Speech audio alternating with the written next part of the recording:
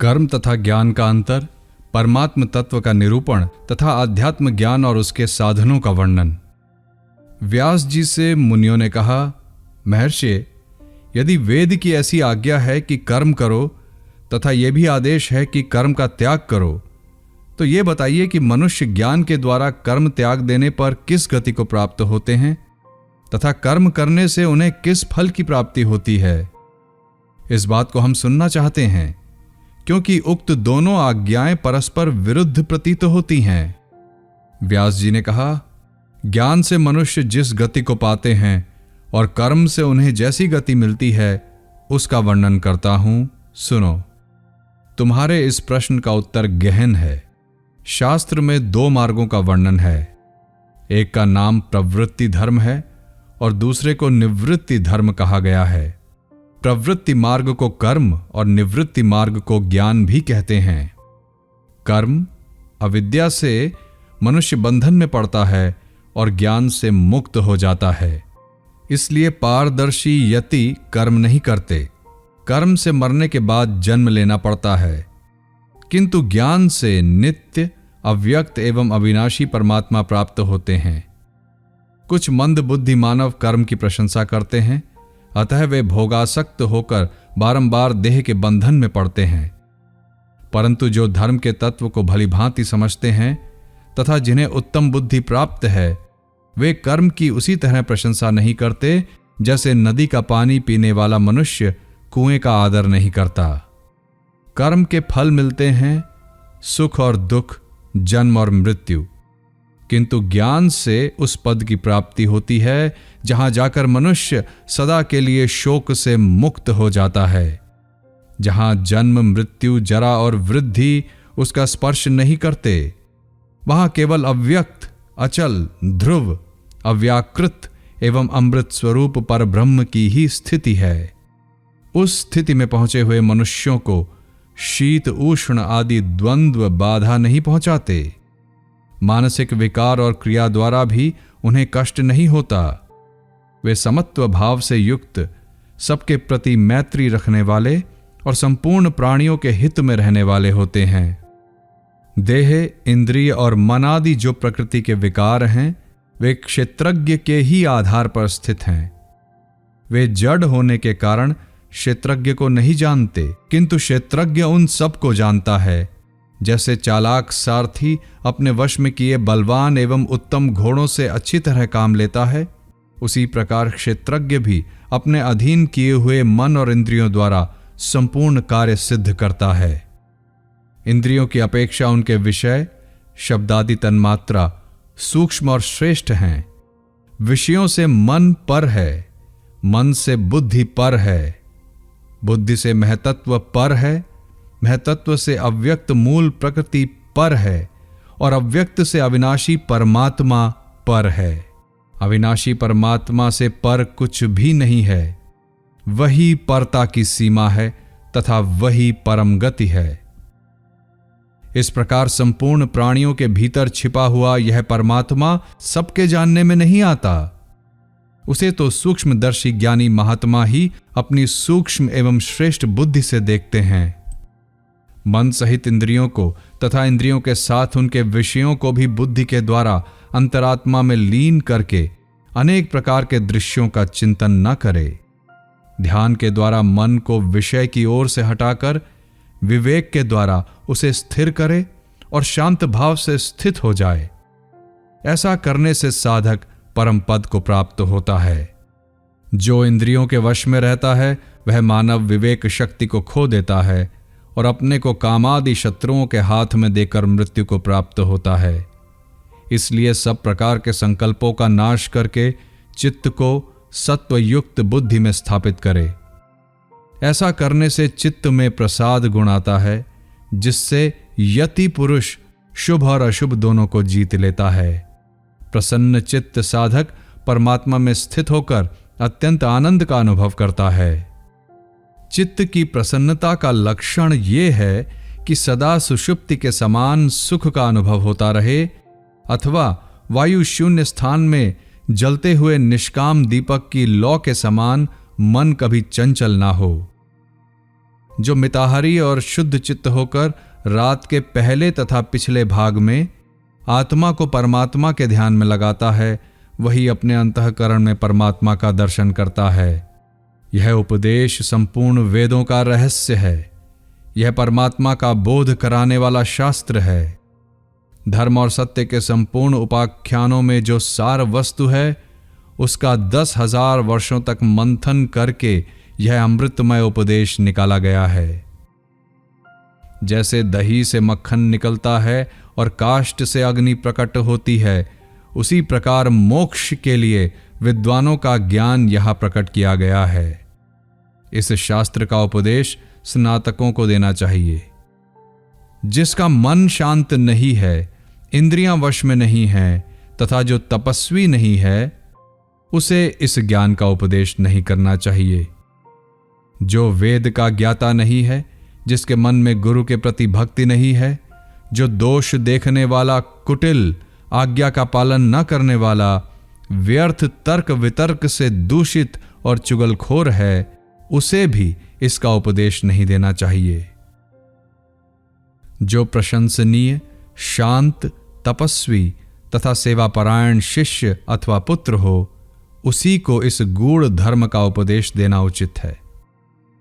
यदि कोई रत्नों से भरी हुई संपूर्ण पृथ्वी देने लगे तो भी तत्ववेत्ता पुरुष उसकी अपेक्षा इस ज्ञान को ही श्रेष्ठ माने।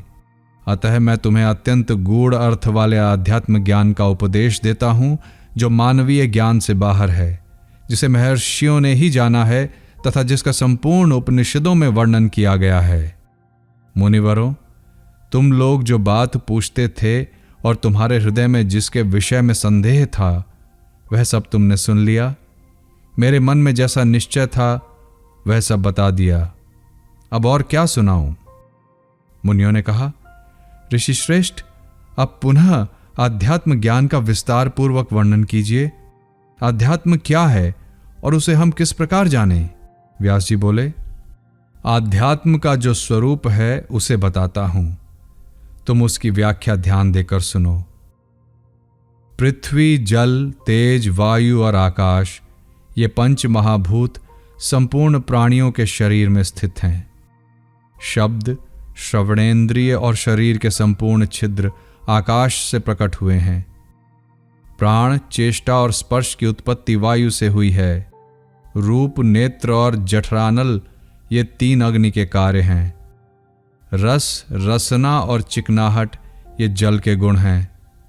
गंध, नासिका और देह ये पृथ्वी के कार्य हैं। ये 5 भौतिक विकार बताया गया। स्पर्श वायु का, रस जल का, रूप तेज का, शब्द आकाश का और गंध भूमि का गुण है। मन, बुद्धि और स्वभाव ये स्वयोनिज गुण हैं। ये गुणों की सीमा को लांघ जाते हैं, अतः उनसे श्रेष्ठ माने गए हैं।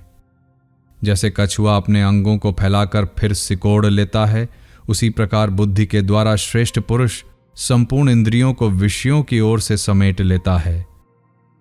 मनुष्य के शरीर में 5 इंद्रियां हैं। छठा तत्व मन है, 7वां तत्व बुद्धि है और क्षेत्रज्ञ को 8वां समझो। आंख देखने के लिए ही है, मन संदेह करता है, बुद्धि निश्चय करने के लिए है और क्षेत्रज्ञ को साक्षी कहा जाता है। सत्व, रज और तम ये तीनों गुण अपने कारणभूत प्रकृति से प्रकट हैं। वे संपूर्ण प्राणियों में समान भाव से स्थित हैं। उनके कार्यों द्वारा उनकी पहचान करनी चाहिए। जब अंतःकरण कुछ प्रीति युक्त सा जान पड़े, अत्यंत शांति का सा अनुभव हो, तब उसे सत्व गुण जानना चाहिए। जब शरीर और मन में कुछ संताप का सा अनुभव हो, तब उसे रजोगुण की प्रवृत्ति माननी चाहिए। जब अंतःकरण में अव्यक्त, अतर्क्य और अज्ञेय मोह का संयोग होने लगे, तब उसे तमोगुण समझना चाहिए।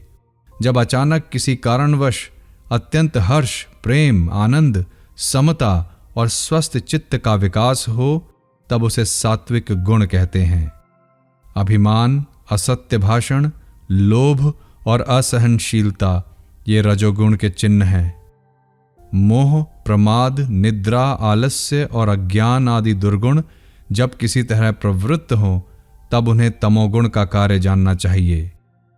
जैसे जलचर पक्षी जल में विचरता हुआ भी उससे लिप्त नहीं होता, उसी प्रकार मुक्तात्मा योगी संसार में रहकर भी उसके गुण दोषों से लिप्त नहीं होता। इसी प्रकार ज्ञानी पुरुष विषयों में आसक्त न होने के कारण उनका उपभोग करते हुए भी उनके दोषों में लिप्त नहीं होता। जो सदा परमात्मा के चिंतन में ही लगा रहता है वह पूर्वकृत कर्मों के बंधन से रहित हो संपूर्ण प्राणियों का आत्मा हो जाता है और विषयों में कभी आसक्त नहीं होता। गुण आत्मा को नहीं जानते, किंतु आत्मा उन्हें सदा जानता रहता है क्योंकि वह गुणों का दृष्टा है। प्रकृति और आत्मा में यही अंतर है। प्रकृति तो गुणों की सृष्टि करती है, किंतु आत्मा ऐसा नहीं करता। वे दोनों स्वभावतः पृथक होते हुए भी एक दूसरे से संयुक्त हैं। जैसे पत्थर में स्वर्ण जड़ा होता है, जिस प्रकार मूंज में सींक होती है और ये सभी वस्तुएं पृथक होती हुई भी परस्पर संयुक्त रहती हैं, उसी प्रकार प्रकृति और पुरुष भी एक दूसरे से संयुक्त रहते हैं। प्रकृति गुणों की सृष्टि करती है और क्षेत्रज्ञ आत्मा उदासीन की भांति अलग रहकर समस्त विकारशील गुणों को देखा करता है। प्रकृति जो इन गुणों की सृष्टि करती है वह सब उसका स्वाभाविक कर्म है। जैसे मकड़ी अपने शरीर से तंतुओं की सृष्टि करती है, वैसे ही प्रकृति भी समस्त त्रिगुणात्मक पदार्थों को जन्म देती है। किन्हीं का मत है कि तत्वज्ञान से जब गुणों का नाश कर दिया जाता है तब वे फिर उत्पन्न नहीं होते, उनका सर्वथा बाध हो जाता है, क्योंकि फिर उनका कोई चिन्ह उपलब्ध नहीं होता। इस प्रकार वे भ्रम या अविद्या के निवारण को ही मुक्ति मानते हैं।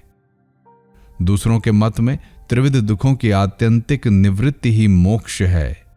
इन दोनों मतों पर अपनी बुद्धि के अनुसार विचार करके सिद्धांत का निश्चय करे। आत्मा आदि और अंत से रहित है। उसे जानकर मनुष्य हर्ष और क्रोध को त्याग दे और मात्सर्य रहित होकर विचरण करे। जैसे तैरने की कला न जानने वाला मनुष्य यदि भरी हुई नदी में कूद पड़ता है तो डूब जाता है, किंतु जो तैरना जानता है वो कष्ट में नहीं पड़ता, वो तो जल में भी स्थल की ही भांति विचरता है। उसी प्रकार ज्ञान स्वरूप आत्मा को प्राप्त हुआ तत्ववेत्ता पुरुष संसार सागर से पार हो जाता है। जो संपूर्ण प्राणियों के आवागमन को जानकर सबके प्रति समभाव रखते हुए बर्ताव करता है, वह उत्तम शांति को प्राप्त होता है। मन और इंद्रियों का संयम तथा आत्मा का ज्ञान ये मोक्ष प्राप्ति के लिए पर्याप्त साधन है। तत्व का ज्ञान प्राप्त करके मनुष्य ज्ञानी हो जाता है। बुद्ध का इसके सिवा और क्या लक्षण हो सकता है? बुद्धिमान मनुष्य इस आत्म तत्व को जानकर कृतकृत्य हो संसार बंधन से मुक्त हो जाते हैं। अज्ञानी पुरुषों को परलोक में जो महान भय प्राप्त होता है वह ज्ञानी को नहीं होता।